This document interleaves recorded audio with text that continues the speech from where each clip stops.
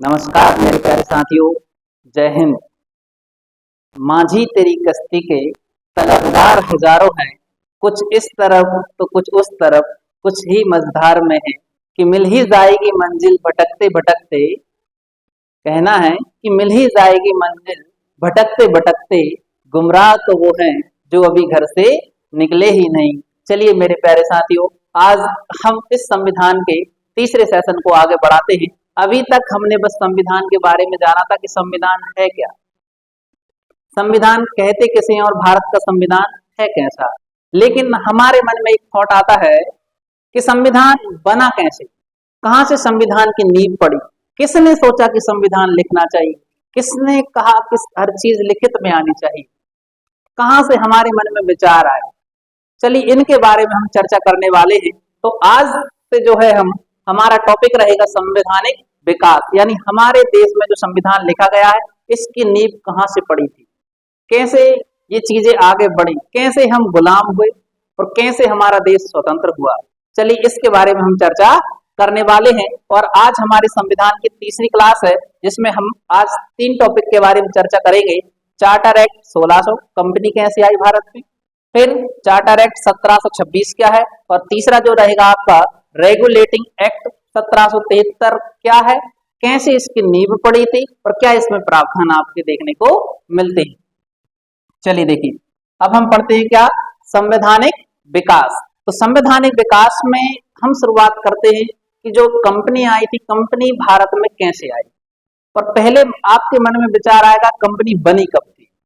अरे बोलिए यस या नो। अगर आप सब लोग तैयार हैं तो जल्दी से कमेंट करके आंसर दीजिए। क्या आप लोग रेडी हैं, हाँ या ना। और जल्दी से इस वीडियो के लिंक को सारे बच्चों को शेयर कर दीजिए, जिससे कि वो भी इस क्लास को आनंद के साथ पढ़ते चले। सबका ज्ञान बढ़ना चाहिए और सभी का पेपर निकलना चाहिए। अरे बोलिए यस या नो। आप लोग तैयार हैं, जल्दी से कमेंट करके आंसर दीजिए और हम क्लास को आगे बढ़ाते हैं। अब आपको शांतिपूर्वक क्लास को देखते चलना है, बस जो इधर लिख रहे हैं वो आप कॉपी में भी नोट डाउन करते चलना और ध्यान से सुनना है। मेरा वादा है आपसे, आप संविधान को कभी भूलेंगे नहीं। चलिए हम आगे बढ़ते हैं और हम बात करते हैं संवैधानिक विकास में। अब हमारी जो कंपनी आने वाली है तो आपको एक डेट लिखनी है, डेट है 1599। कौन सी डेट है आपकी, 1599, जब आपकी कंपनी का जन्म हुआ। क्या होता है, कंपनी का जन्म हुआ कब, तो आप बात करेंगे सर एक सुनहरी सी डेट थी 1599। 1599 में आपकी कंपनी की स्थापना हुई। किसकी स्थापना हुई, कंपनी की स्थापना। तो बताओ कंपनी का बर्थडे कब मनाया जाएगा, 1599 को।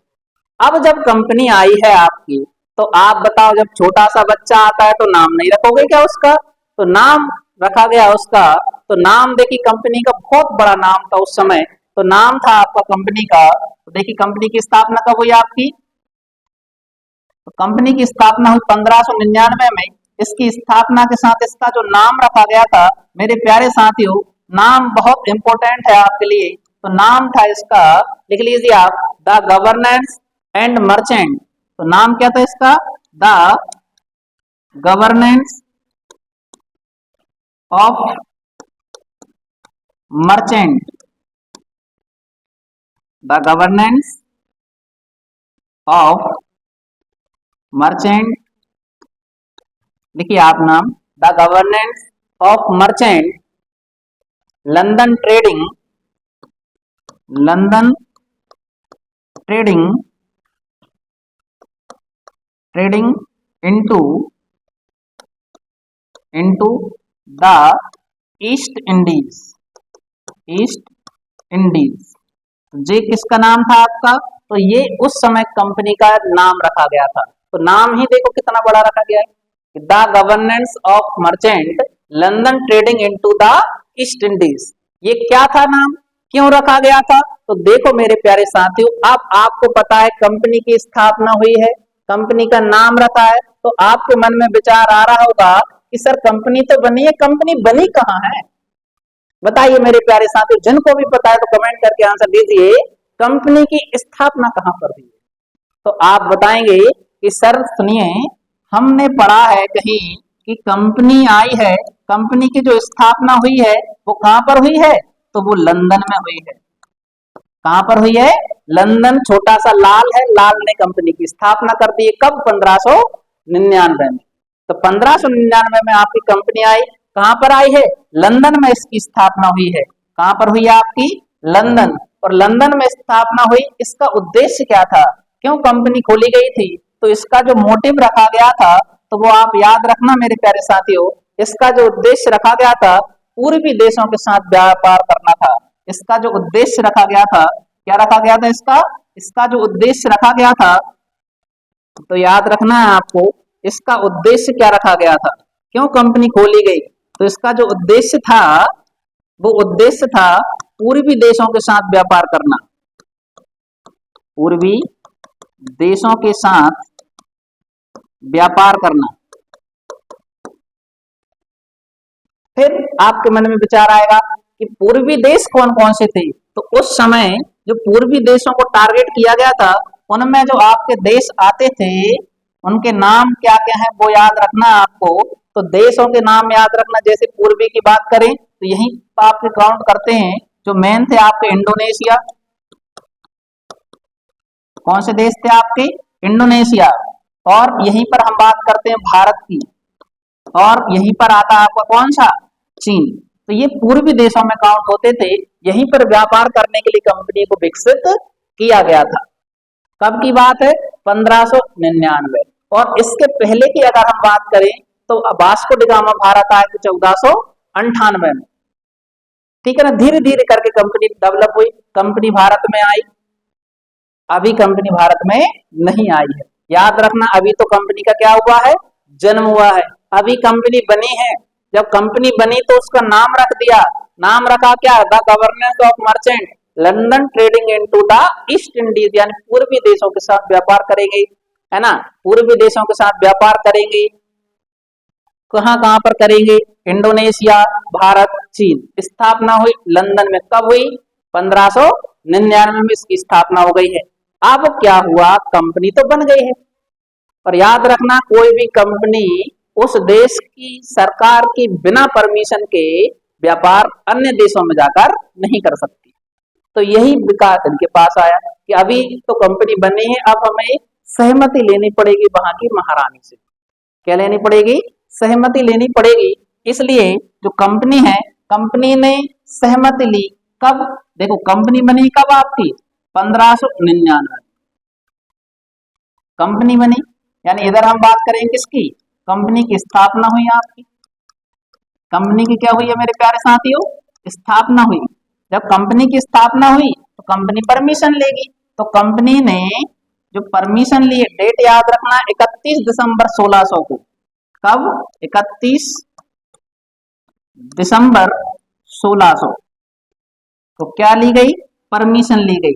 परमिशन ली गई किस नाम से दी थी, तो याद रखना उस समय जो परमिशन मिली थी इसको, कब, ब्रिटेन की महारानी ने परमिशन दी, किस नाम से, तो आप कहोगे चार्टर एक्ट के नाम से। चार्टर एक्ट आया आपका, चार्टर एक्ट 1600। ये हमारी जो फर्स्ट हेडिंग डली थी, चार्टर एक्ट 1600, यहां कंपनी को परमिशन दे दी। अब आपके मन में विचार आ रहा होगा कि सर कंपनी को परमिशन दी तो दी किसने, और ये जो एक शब्द है चार्टर एक्ट, इसका मतलब क्या होता है। तो मेरे प्यारे साथियों, इन सब का मतलब हम समझने वाले हैं कि चार्टर एक्ट का जो मतलब होता है उसको राजलेख कहते हैं। याद रखना मेरे प्यारे साथियों, चार्टर एक्ट का मतलब क्या होता है आपका, राजलेख। यानी राजलेख जारी किया गया, उसमें जो कंपनी को परमिशन दी, तो कंपनी को राजलेख जो जारी करने वाली थी वो आपकी कौन थी, ब्रिटेन की महारानी। कौन थी, ब्रिटेन की महारानी। तो ब्रिटेन की महारानी का शुभ नाम क्या था मेरे प्यारे साथियों, आप कहोगे ब्रिटेन की महारानी जो उस समय थी उनका नाम था एलिजाबेथ प्रथम। क्या नाम था, आप कहोगे एलिजाबेथ प्रथम।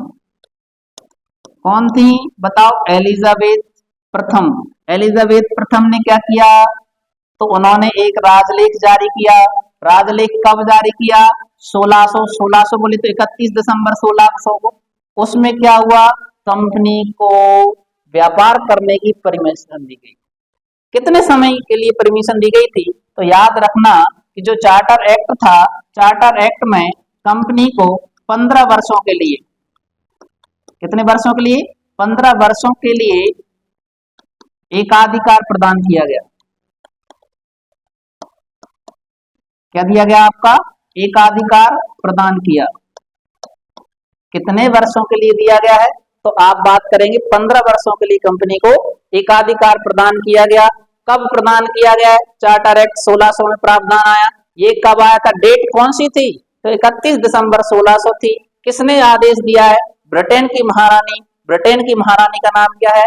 एलिजाबेथ प्रथम। इतना समझ में आया कि नहीं आया? कंपनी बन चुकी है मेरे लाल, कंपनी बन गई है, अब विकास करने आएगी, परमिशन मिल चुकी है, अब वो व्यापार धीरे धीरे करके आगे बढ़ाएंगे।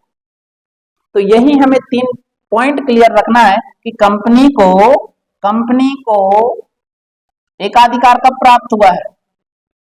बताओ मेरे प्यारे साथी, जल्दी से बताइए। आप मुस्कुराते रहिए और साथ साथ में पढ़ते रहिए आप।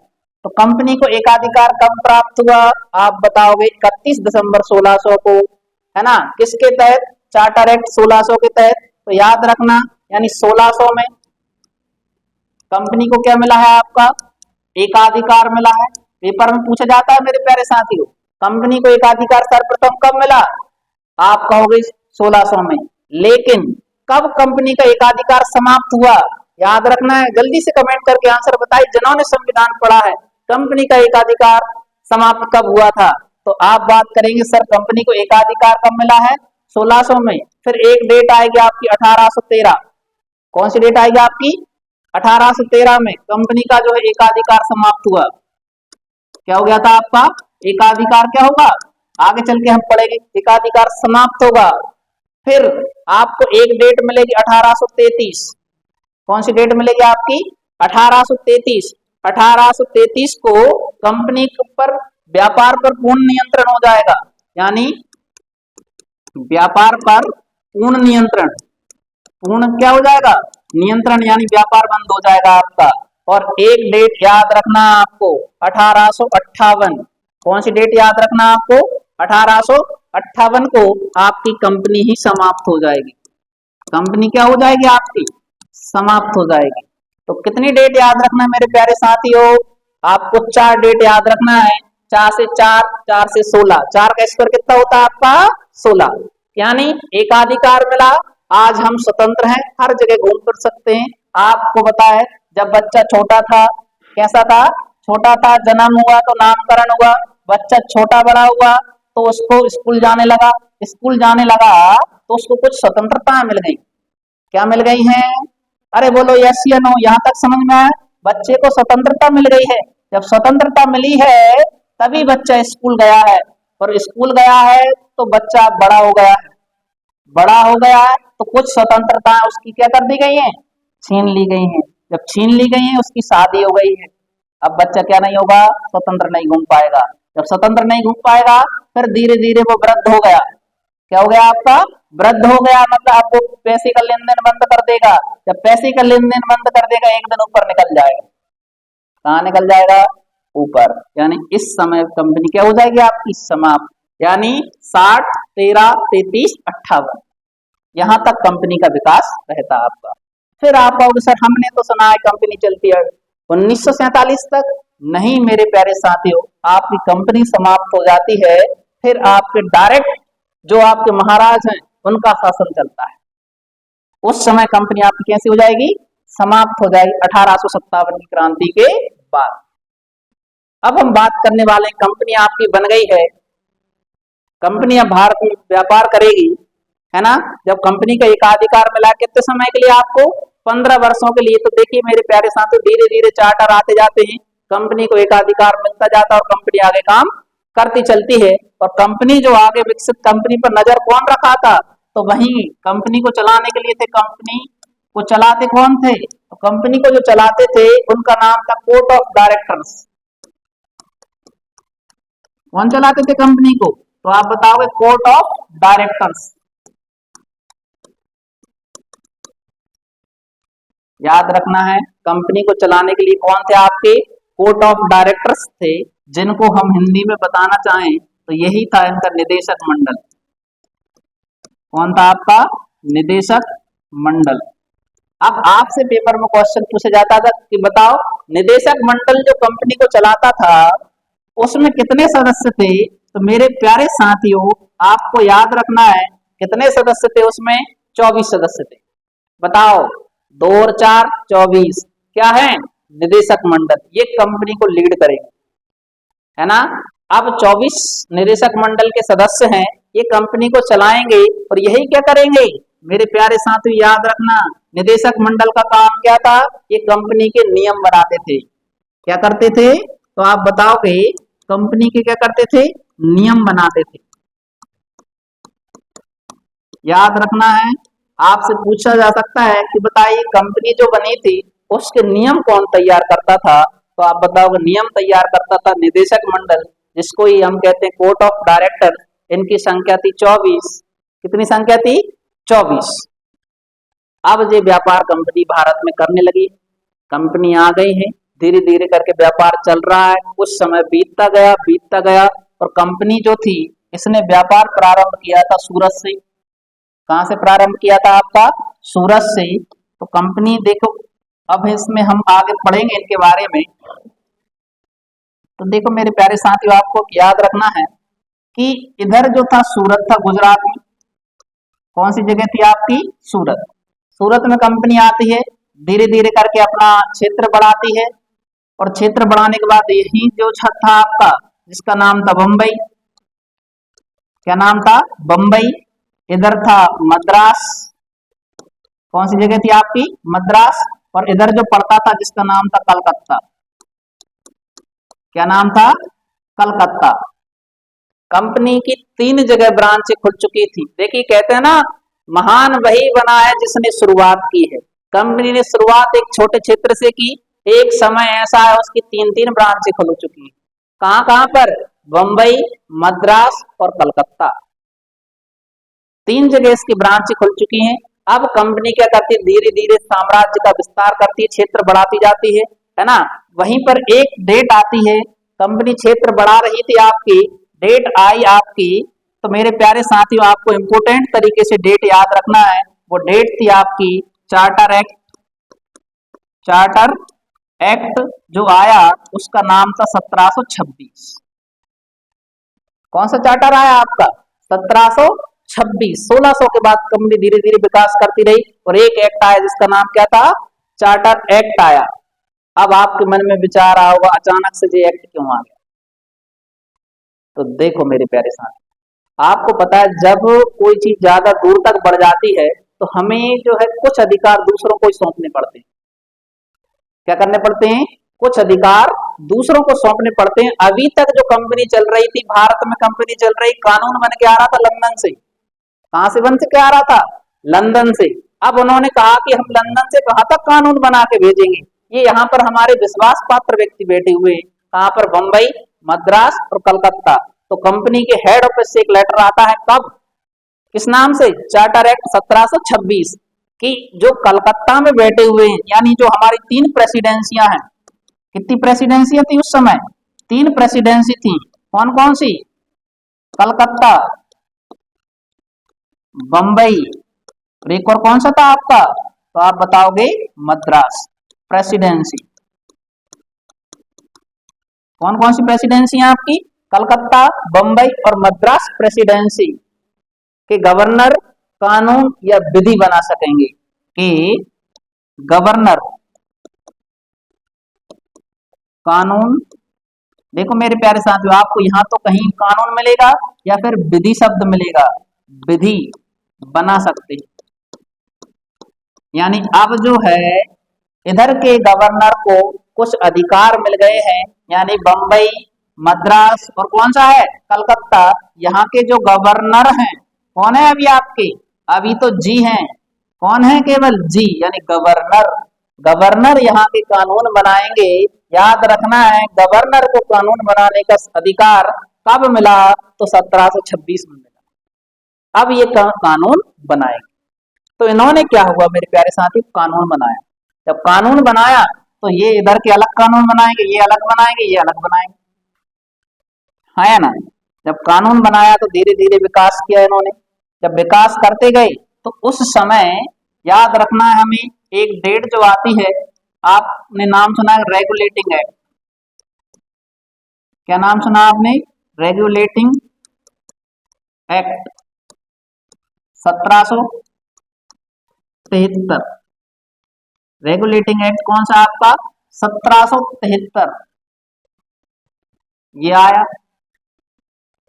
तो देखो आने से ही मतलब नहीं, बहुत से क्लासों में आपको टीचर ये बताते हैं कि रेगुलेटिंग एक्ट आया, फलाना फलाना कारण यह प्रावधान इसमें आया, किताबों में आप पढ़ते हैं, लेकिन हमें केवल ये याद नहीं रखना है कि रेगुलेटिंग आया तो उसमें क्या प्रावधान आया, आपको पहले ये याद रखना कि आया क्यों है, क्यों उसकी जरूरत पड़ी। हमने अभी पढ़ा कि 1726 का एक्ट क्यों आया, तो आप बताएंगे इसलिए आया कि सर उनको जरूरत लगी कि भाई कानून हम कहां तक बना बना कर भेजेंगे, इसलिए उन्होंने कहा कि कानून अब भारत में ही बने जाए। फिर अब आपके मन में विचार आएगा 1773 का रेगुलेटिंग एक्ट क्यों आया, तो देखो मेरे प्यारे साथियों, इसकी भी कहीं ना कहीं नींव पड़ी है, तो इसका हम देखते हैं क्यों आया, क्या कारण रहा इसका। तो सबसे पहला कारण लिख लीजिए मेरे प्यारे साथियों, क्योंकि आपको पता है गवर्नर जनरल कानून बना रहे हैं, तो कानून बना रहे हैं तो वही आपने सुना है एक लड़ाई होती है भारत में जिसका नाम था 1757।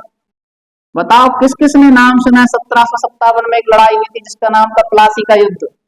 कौन सा हुआ आपका? तो आप कहते हो सर प्लासी का युद्ध हुआ था। कौन सा युद्ध हुआ आपका?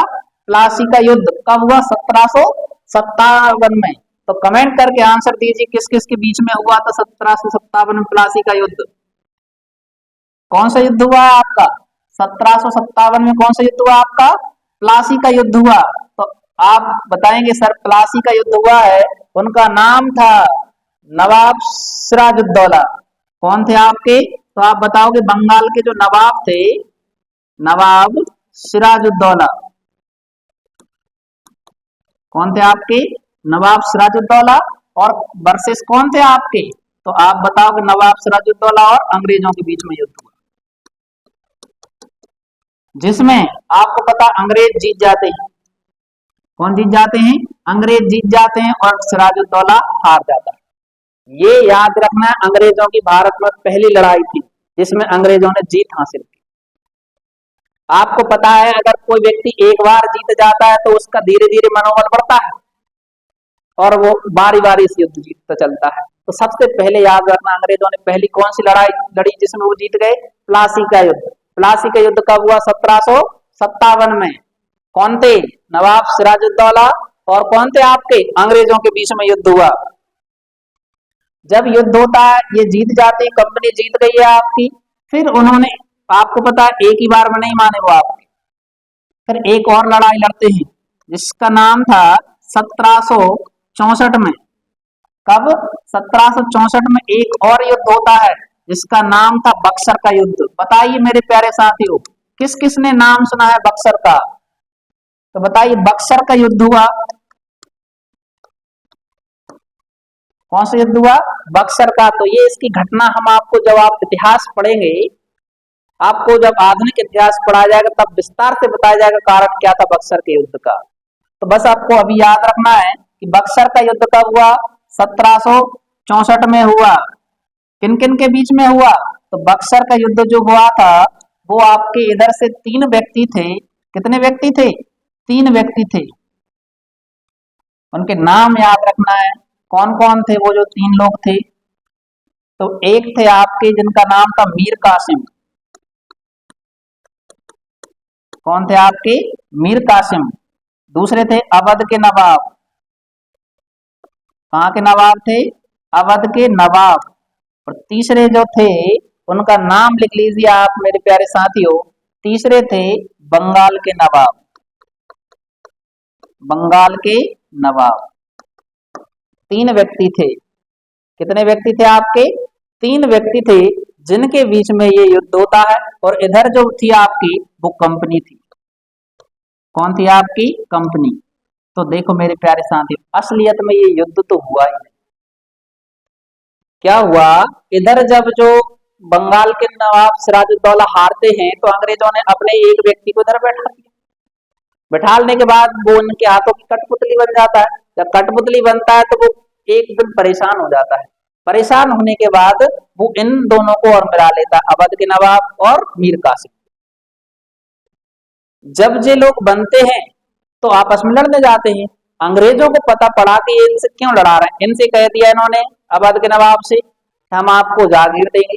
इधर कह दिया जो दिल्ली के सरदार, दिल्ली के सुल्तान थे, उनसे कह दिया कि हम आपको पैसा देंगे। वही जो लालच था कंपनी के जो लोग थे, उन्होंने इन दोनों को दे दिया।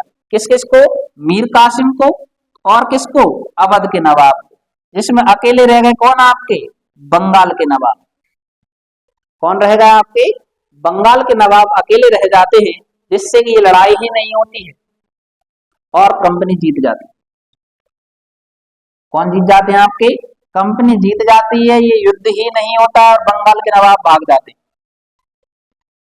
जब भाग जाते हैं, आपको पता है कि जब ये लोग भाग जाते हैं, क्या होते हैं? भाग जाते हैं तो फिर इनकी कोई वैल्यू नहीं बचती। ये लोग आपसी में ही मिल जाते। कंपनी वाले समझ गए कि भारत के लोग दल बदले, बस लालची हैं और वो अब धीरे धीरे शासन करेंगे। तो बहुत इंपोर्टेंट क्वेश्चन बनता है मेरे प्यारे साथियों कि जो 1764 का युद्ध था, कौन सा था आपका? 1764, जो बक्सर का युद्ध था, यानी कंपनी ने भारत के शासन में पहला कदम रख दिया था। यहीं से याद रखना है, कंपनी ने भारत के शासन पर, भारत के शासन पर पहला कदम रखा। आपको पेपर में पूछा जाएगा कि बताइए कंपनी ने भारत के शासन पर पहला कदम कब रखा, कब से इसके साक्ष्य मिले, तो आप बताओगे बक्सर के युद्ध से।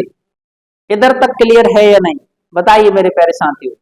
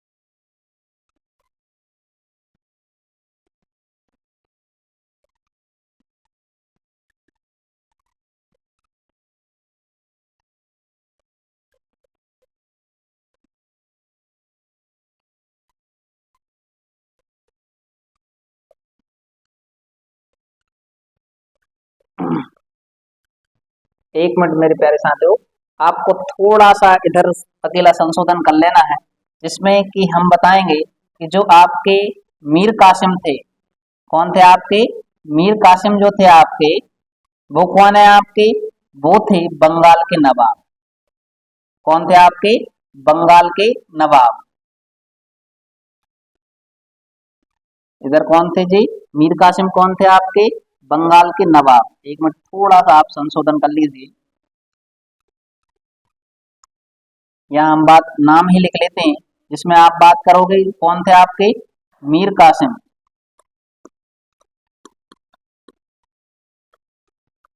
कौन थे आपके? ये बंगाल के नवाब थे, बंगाल के नवाब। और इधर ही हम बात करते हैं तो आप दूसरे नाम लिख लीजिए। जो अवध के नवाब थे, अवध के जो नवाब थे उनका नाम था शुजा उद्दौला। कौन थे आपके? शुजा उद्दौला। कौन थे आपके? जी अवध के नवाब थे। और तीसरे जो थे उनका नाम था शाह आलम द्वितीय। शाह आलम द्वितीय। जो शाह आलम द्वितीय थे, ये दिल्ली के कौन थे आपके? तो लिख लीजिए, ये मुगल सम्राट थे दिल्ली के, यानी ये कौन थे आपके? मुगल सम्राट थे। तो ये तीनों व्यक्तियों के नाम आपको बहुत अच्छी तरीके से याद रखना है। कौन कौन थे आपके? तो पहले थे जिनका नाम था मीर कासिम। मीर कासिम कहाँ के थे? बंगाल के नवाब थे। दूसरे सुजाउद्दौला। सुजाउद्दौला कहाँ के थे आपके? तो ये अवध के नवाब थे। तीसरे शाह आलम द्वितीय, ये कौन थे आपके? मुगल सम्राट थे, है ना। और यहीं से हम क्या मानते हैं? कंपनी ने भारत के शासन पर क्या कर रख दिया? आपका पहला कदम रखा माना जाता है। अब जो है इसके बाद क्या हुआ?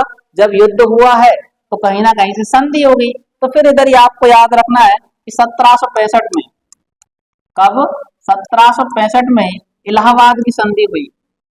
कौन सी संधि होती है? तो आप बताएंगे। 1765 में हुई आपको कौन सी? इलाहाबाद की संधि। कौन सी होती है? इलाहाबाद की संधि हुई। बताओ मेरे प्यारे साथी, कब हुई इलाहाबाद की संधि? तो इलाहाबाद की संधि हुई कब? 1765 में। और कराने वाले कौन थे? उनका नाम लिख लीजिए। संधि कराई थी जिनका नाम था लॉर्ड क्लाइव ने। संधि किसने कराई थी आपकी? लॉर्ड क्लाइव ने कराई थी। अब जब संधि हुई है तो उसके तहत क्या हुआ? तो संधि जब हुई तो लॉर्ड क्लाइव ने क्या कहा? तो उन्होंने कहा इस संधि के तहत, इसके जो तहत क्या कहा गया कि हमें जो है बंगाल, बिहार, उड़ीसा, तीन क्षेत्र याद रखना है। कौन कौन से आपके? बंगाल, बिहार, उड़ीसा की दीवानी प्राप्त हुई। क्या चाहिए हमें? बंगाल, बिहार, उड़ीसा की दीवानी चाहिए, यानी दीवानी प्राप्त हुई। क्या प्राप्त हुई है? दीवानी। दीवानी बोले तो कर, कर बोले तो टैक्स। अब जो टैक्स आता है, अभी पहले कंपनी व्यापार करने के लिए राजा को टैक्स देती थी, अब ऐसा नहीं है। जो भी यहाँ से टैक्स मिलेगा वो किसको जाएगा? आपका कंपनी को जाएगा। किसको जाएगा? आपका कंपनी को टैक्स प्राप्त होगा। तो बताइए कंपनी कितने फायदे में रहेगी युद्ध से? बताओ, तीन क्षेत्र मिल गए, बंगाल, बिहार, उड़ीसा। पहली बार टैक्स देना नहीं पड़ेगा, अब उनको टैक्स उल्टा प्राप्त होगा। तो ये याद रखना, इलाहाबाद की संधि से कंपनी को क्या फायदा हुआ? कंपनी को फायदा हुआ कि अब बंगाल, बिहार, उड़ीसा की दीवानी उनको प्राप्त होगी। इतना समझ में आया? अब क्या हुआ? यही एक जो महान व्यक्ति थे, अंग्रेजों में से लिख लीजिए, एल्बर्ट जो थे। कौन थे? एल्बर्ट। तो एल्बर्ट का एक कथन है, उसने कहा है कि जो 1765, लिख लेना, 1765 में युग प्रवर्तन का कार्य कंपनी का राजनीति में पदार्पण हुआ। यानी 1765 में युग प्रवर्तन हुआ, युग प्रवर्तन हुआ, जिसमें जिसमें लिख लीजिए, जिसमें कंपनी का राजनीति में पदार्पण हुआ, जिसमें कंपनी का भारत की राजनीति, भारत की राजनीति में पदार्पण हुआ। ये आपको इंपोर्टेंट तरीके से नाम याद रखना है। 1765 में युग परिवर्तन हुआ, ऐसा कथन किसने कहा? एल्बर्ट ने कहा है, जिसमें कंपनी का भारत की राजनीति में पदार्पण हुआ। फिर क्या हुआ? तो फिर देखिए, जब जो क्लाइव आए थे आपके, कौन आए आपके? जो क्लाइव थे, क्लाइव ने क्या किया? जिनका पूरा नाम क्या आपका? Lord Clive. लॉर्ड क्लाइव आए तो उन्होंने क्या किया कि जो बंगाल था, बंगाल में द्वैध शासन लगा दिया। क्या लगा दिया? बंगाल में द्वैध शासन। बंगाल में क्या लगा दिया इन्होंने? द्वैध शासन लगा दिया। जब बंगाल में द्वैध शासन लगा तो कैसे द्वैध शासन स्थापित किया? याद रखना, बंगाल में द्वैध शासन स्थापित करने का श्रेय किसको जाता है? लॉर्ड क्लाइव को जाता है। कैसे द्वैध शासन लगा? तो आपको पता है, अब दो लोग शासन करेंगे। कौन कौन करेंगे? एक साइड कंपनी है, दूसरे साइड कौन बैठे हैं आपके? तो दूसरे साइड बैठे हैं नवाब। अब कंपनी चलेगी, शासन होगा, कैसे होगा? तो आपको पता है, कंपनी भी करेगी और नवाब भी करेंगे, दोनों करेंगे। ये क्या करेंगे आपके? तो ये करेंगे, राजस्व वसूलेंगे। ये राजस्व वसूलने का कार्य करते थे। और ये क्या करते थे आपके, ये कानून व्यवस्था बनाते थे, कानून। और जी क्या करते थे, विकास करते थे बस। अब अच्छा एक बात बताओ मेरे प्यारे साथियों, आपको पता विकास कब होगा? विकास कब होता है? जब आपके पास पैसा होता है। विकास कब होता है? जब आपके पास पैसा होता है। और विकास करेंगे नवाब, लेकिन नवाब के पास क्या पैसा है? पैसा तो किसके पास है? कंपनी के पास है। आपको पता है पैसा ऐसा आ रहा था, ये वहां की जनता थी। कौन थी? जनता। और जनता पैसा देगी कहां से? अब देखो पैसा कैसे जा रहा है, ये है सब लोग दे रहे हैं क्या आपका पैसा, तो पैसा जाएगा इधर, ये जाएगा इधर, और विकास होगा इधर। ऐसा सर्कल चलता था। लेकिन इधर से ये देते थे 100 रुपए इनको, ये पहुंचाते थे आपके 20 रुपए, और इधर काम होता था 15 रुपए। तो बताओ मेरे प्यारे साथियों, क्या विकास होगा? आप कहोगे सर बिल्कुल भी नहीं होगा। 100 रुपए में से 20 रुपए इनको और 15 रुपए इनको, ये तो विकास करेंगे ना। अब बताओ बुराई होगी तो किसकी होगी? तो बुराई होगी नवाब की। कंपनी की कोई बुराई होगी क्या? नहीं होगी। यही आज के वर्तमान समय में है। बिजनेसमैन का चेहरा कभी भी सामने नहीं आता है। बिजनेसमैन पीछे से करके बार करता है, यानी वो कभी फ्रंट पे नहीं आता। क्या बताओ, कंपनी के जो लोग थे क्या वो कभी राजा महाराजा बने? नहीं बने। यही कारण है कि पैसा आना चाहिए बस, राजा बनने भी क्या रखा है, राजा की तरह तो वो वैसे ही जीते। यही कारण हुआ कि बंगाल में क्या लग गया था आपका, द्वैध शासन लगा। और जब द्वैध शासन लगा है मेरे प्यारे साथियों, तो फिर क्या होगा, भ्रष्टाचार होगा। क्या होगा? तो यहीं से क्या होने लगा था आपका, भ्रष्टाचार फैलने लगा। लिखना आप, भ्रष्टाचार के कारण द्वैध शासन विफल हो गया। किसके कारण? आपका भ्रष्टाचार के कारण। भ्रष्टाचार के कारण द्वैध शासन विफल हुआ। क्या हो गया? भ्रष्टाचार के कारण द्वैध शासन क्या होता हो गया आपका, विफल हुआ। और इस समय एक ऐसा समय आया, याद रखना, सन 1700 जो है 1770 का जो समय था, उस समय ऐसा ब्लैक टाइम आया आपका जब अकाल पड़ गया। 65 से 70 का समय, 5 साल भयंकर तरीके से उन्होंने भारतीयों को लूटा, है ना। पर ऐसा समय आ गया, भुखमरी फैल गई भारत, जिसको हम ब्लैक टाइम कहते हैं, है ना। लोग भूखे मर रहे थे। आप बहुत तरीके से भ्रष्टाचार फैल रहा था। तो ऐसा ही नहीं है, कंपनी पैसा तो कमा रही थी, ले रही थी, लेकिन जो फाइनल था आपका लंदन में, यहाँ से पैसा तो आ रहा था, लेकिन जो इधर जो कंपनी बैठी है आपकी लंदन में, वहां पैसा नहीं जा रहा था। तो कहाँ जा रहा था? कंपनी के जो कर्मचारी भ्रष्ट हो गए थे, वो अपने तो महल अटारी बना रहे थे, अपने तो महल अटारी बना रहे थे, लेकिन कंपनी में पैसा नहीं जा रहा था, जिससे जो कंपनी थी वो कर्ज में डूब गई। कर्ज में क्या हो गया, आपकी कंपनी डूब गई। अब जब कंपनी कर्ज में डूब गई है, तो उसने क्या हुआ, ब्रिटेन सरकार से लोन लिया। क्या लेती है कंपनी? तो याद रखना है, कंपनी जो है ब्रिटेन सरकार, ये जिसको याद रखना, इंग्लैंड में लोन लेने के लिए कंपनी ने आवेदन किया। तो याद रखना कहां पर, इंग्लैंड। इंग्लैंड में कंपनी ने लोन के लिए आवेदन किया। कहां पर आवेदन किया है? तो आप बताएं, इंग्लैंड में लोन के लिए आवेदन किया कि कंपनी घाटे में जा रही है, हमें लोन की आवश्यकता है। और उस समय आपको याद रखना है, ब्रिटेन के जो प्रधानमंत्री थे, कहाँ के, ब्रिटेन के प्रधानमंत्री, जिनका नाम था लॉर्ड, पूरा नाम याद रखना, इनका नाम क्या था आपका, लॉर्ड नॉर्थ। ब्रिटेन के प्रधानमंत्री कौन है आपके, लॉर्ड नॉर्थ थे। ब्रिटेन के प्रधानमंत्री कौन है, लॉर्ड नॉर्थ थे। अब उन्होंने देखा कि कंपनी घाटे में जा रही है, तो उसका रीजन भी तो होगा कोई ना कोई। इसलिए जो लॉर्ड नॉर्थ थे, उन्होंने एक गुप्त समिति बनाई। क्या बनाई उन्होंने? एक गुप्त समिति बनाई, जिसका काम क्या था, जिसका कार्य था कि आपको ये देख कर आना है कंपनी घाटे में क्यों जा रही। क्योंकि आपको पता है आपके जीवन में अगर कोई घटना घटित हो रही है तो उसके पीछे कोई ना कोई कारण तो जरूर छिपा होता है। यही हमें इतिहास बताता है, यही हमारा संविधान बताता है कि हमें एक बार चिंतन करना चाहिए। अगर हमारे साथ कुछ उल्टा घटित हो रहा है तो भविष्य में कुछ ना कुछ अच्छा ही होगा, या उसका कोई ना कोई हमने कुछ गलत काम किए हुए।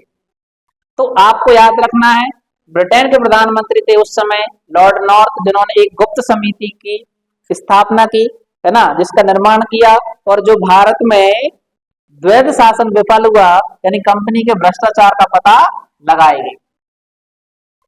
जब कंपनी ये गुप्त समिति आती, इसने अपनी रिपोर्ट जारी की, तो उसमें उन्होंने बताया कि कंपनी क्या कर रही है, कंपनी के कर्मचारी, इसकी जो रिपोर्ट आई, इसकी क्या आई आपकी रिपोर्ट में क्या कहा गया कि कंपनी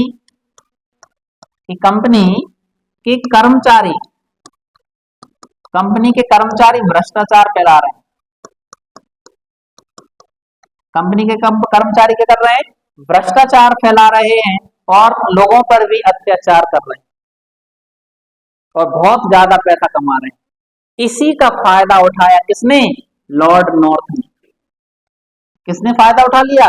लॉर्ड नॉर्थ, जो ब्रिटेन के प्रधानमंत्री थे। उन्हें पता था कंपनी तो बहुत पैसा कमा रही है। अब अच्छा है कि ये लोग तो घाटे में जा ही रहे हैं, कंपनी को पता ही नहीं है, अपन इसको अभी अपने हैंडओवर में ले सकते। यही कारण था कि जो आपका 1773 का एक्ट है, याद रखना, अब नींव पड़ेगी आपकी। इसका नाम क्या है बताइए? Regulating act. क्या नाम है मेरे प्यारे साथियों? तो आप बताएंगे जिसका नाम क्या है आपका? Regulating act. तो लिखिए आप, रेगुलेटिंग एक्ट कौन सा है? 1773।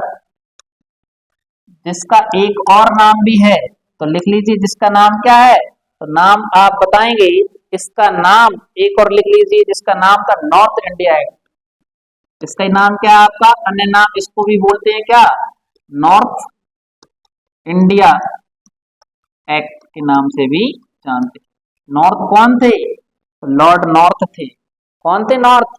ब्रिटेन के प्रधानमंत्री थे, जिन्होंने क्या किया आपका? अपने नाम पर रेगुलेटिंग एक्ट जारी किया।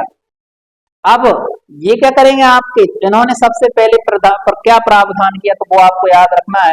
अब रेगुलेटिंग एक्ट के हम पढ़ने वाले हैं, इसके जो पढ़ने वाले हैं मेरे प्यारे साथियों, इसके पढ़ने वाले हम प्रावधान क्या क्या है। अब आपको समझ में आएगा क्या प्रावधान लेकर आएंगे जो लॉर्ड नॉर्थ, यानी रेगुलेटिंग एक्ट के प्रावधान पढ़ने वाले हैं।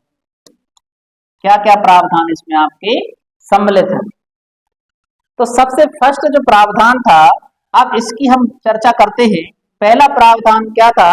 तो इन्होंने कहा कि बंगाल के गवर्नर को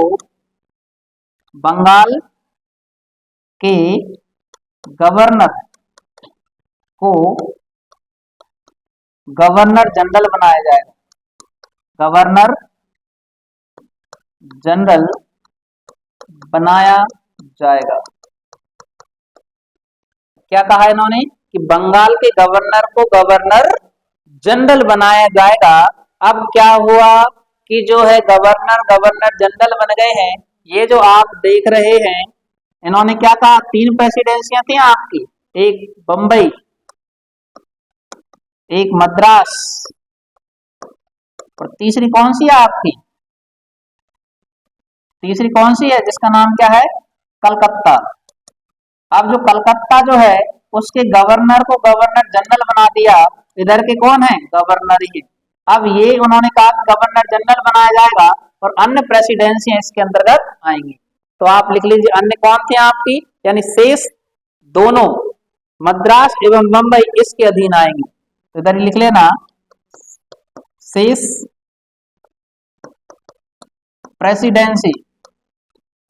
प्रेसिडेंसी मद्रास व बंबई इसके अधीन आएंगे।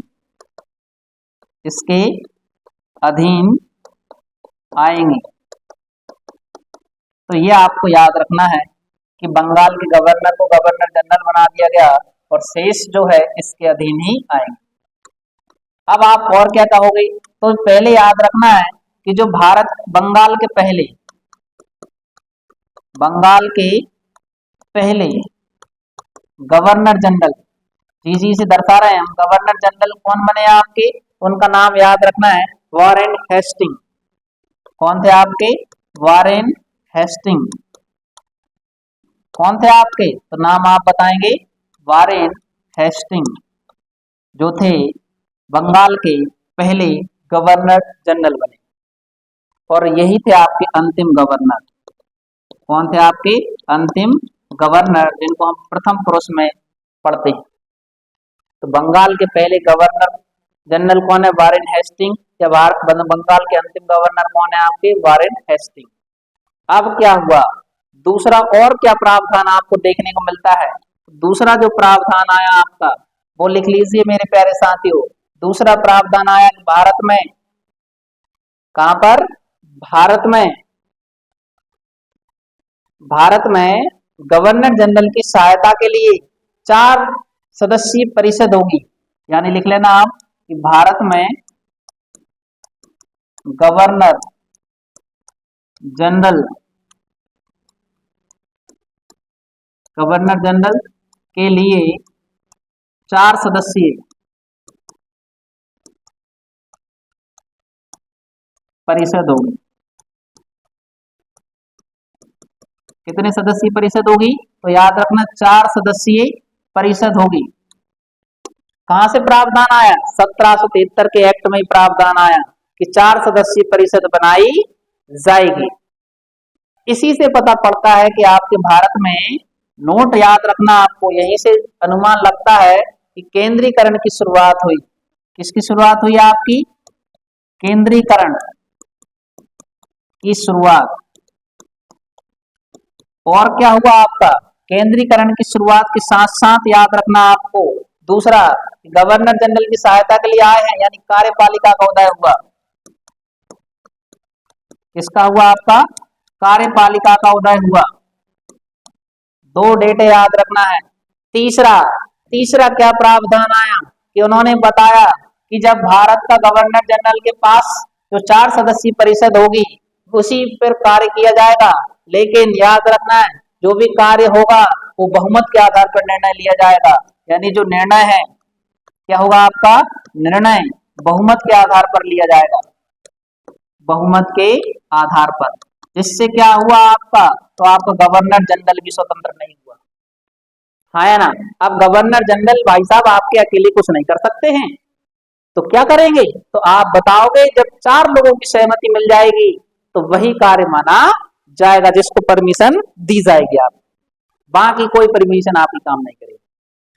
इतना क्लियर है या नहीं, याद रखना यहाँ पर जो गवर्नर जनरल है कौन है आपका, गवर्नर जनरल के पास वीटो पावर नहीं थी, वीटो पावर नहीं थी। गवर्नर जनरल के पास क्या है, गवर्नर जनरल के पास वीटो पावर नहीं थी। तो क्या था उसके पास, तो वो क्या कर सकता था, जो भी निर्णय होगा आपका, सेव नहीं करना है,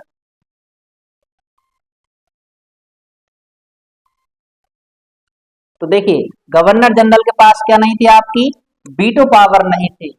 फिर और क्या हुआ, 2 प्रावधान आ गए, गवर्नर जनरल की 4 सदस्यीय परिषद हो गई, केंद्रीकरण की शुरुआत हुई, कार्यपालिका का उदय हो चुका है। मेरे प्यारे साथियों, तीसरा प्रावधान यही रखना, यहीं से भारत में न्यायपालिका का उदय हुआ। किसका उदय हुआ है आपका, न्यायपालिका, न्यायपालिका का उदय हुआ। कैसे हुआ, तो इसी में प्रावधान आया था कि कलकत्ता में एक सर्वोच्च न्यायालय की स्थापना की जाएगी। याद रखना इसी में क्या प्रावधान आया कि कलकत्ता में एक सर्वोच्च न्यायालय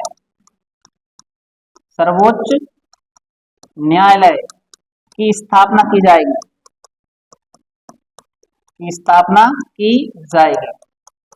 कलकत्ता में की जाएगी, आपकी एक सर्वोच्च न्यायालय की स्थापना की जाएगी।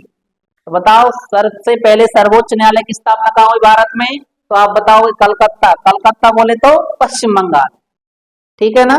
आपका कौन आ गई? सर्वोच्च न्यायालय की स्थापना हो गई है। इसका प्रावधान, प्रावधान कहाँ आया था आपका? तो प्रावधान आया था आपका रेगुलेटिंग एक्ट। कहां पर आया था आपका?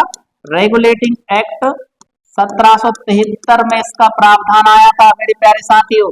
और अगर आपसे पूछा जाए कि इसकी स्थापना कब हुई तो आप बताएंगे 1774। दोनों डेट याद रखना है। बच्चे गलत लगाते हैं कि अगर क्वेश्चन आता है कि प्रावधान कब आया तो 1773 का एक्ट, और सही लगाना आपको स्थापना कब हुई है? 1774 में हुई है। फिर आप कहोगे जब बना तो मुख्य न्यायाधीश कौन बने आपके? तो भारत में सर्वप्रथम मुख्य न्यायाधीश कौन बने थे आपके? जल्दी से कमेंट करके बताइए भारत के पहले मुख्य न्यायाधीश कौन थे? तो आप बताएंगे जिनका नाम था, लिख लीजिए आप, मुख्य न्यायाधीश थे एलिजा एम्पी। कौन थे आपके? Elijah amphi. एलिजा एम्पी को मुख्य न्यायाधीश बनाया गया। जब जो मुख्य न्यायाधीश बने हैं आपके तो कुछ अन्य न्यायाधीश भी बने होंगे, तो जल्दी से मेरे साथियों याद रख लेना, ये मुख्य न्यायाधीश थे और 3 अन्य भी थे। 3 अन्य न्यायाधीश भी थे। तो 3 अन्य न्यायाधीश जो थे उनके नाम लिख लीजिए। पहले थे चेम्बर्स। कौन थे आपके? चेम्बर्स। दूसरे का नाम याद रखना, जिनका नाम था आपका लिमेंस्टर। और तीसरे जो थे उनका नाम है हाइड। कौन थे आपके? हाइड। 3 व्यक्तियों के नाम याद रखना। पहले मुख्य न्यायाधीश एलिजा एम्पे, अन्य न्यायाधीश थे चेम्बर्स, लिमेंस्टर और हाइड। और यहीं से भारत में याद रखना अभिलेख न्यायालय की शुरुआत हुई। अभिलेख न्यायालय। अब आप कहोगे सर अभिलेख न्यायालय क्या होता है? तो मेरे प्यारे साथियों, अभिलेख न्यायालय का मतलब होता है कि जो सर्वोच्च न्यायालय द्वारा जो डिसीजन सुनाया जाता है, जो भी निर्णय लिया जाता है, तो उसको लिख लिया जाता है, जिसके आधार पर भारत में जितने भी आपके कोर्ट हैं उनमें उसी के आधार पर फैसला लिया जाता है। यानी कि यहाँ जो उन्होंने सुना दिया वही कानून, जो कानून है वही न्याय प्रक्रिया पूरे भारत में कार्य आपकी करेगी। तो यहीं से किसकी शुरुआत हो गई है? भारत में अभिलेख न्यायालय की शुरुआत हो गई है, याद रखना। और यहीं से मेरे प्यारे साथियों क्या हुआ आपका? तो ब्रिटेन की संसद द्वारा भारत के शासन में हस्तक्षेप का प्रथम प्रयास किया गया। क्या बताएंगे आप? यहीं से ब्रिटेन की संसद का भारत के शासन में, भारत के शासन, भारत के शासन में हस्तक्षेप प्रारंभ हुआ, है ना। और क्या हुआ? तो और उन्होंने क्या किया? इधर से ही आप कहोगे कंपनी पर नियंत्रण किया। कंपनी पर नियंत्रण किया। कौन कौन से नियंत्रण किए? तो याद रखना कोर्ट ऑफ डायरेक्टर्स। क्या हुआ? तो आपको याद रखना है कोर्ट ऑफ डायरेक्टर्स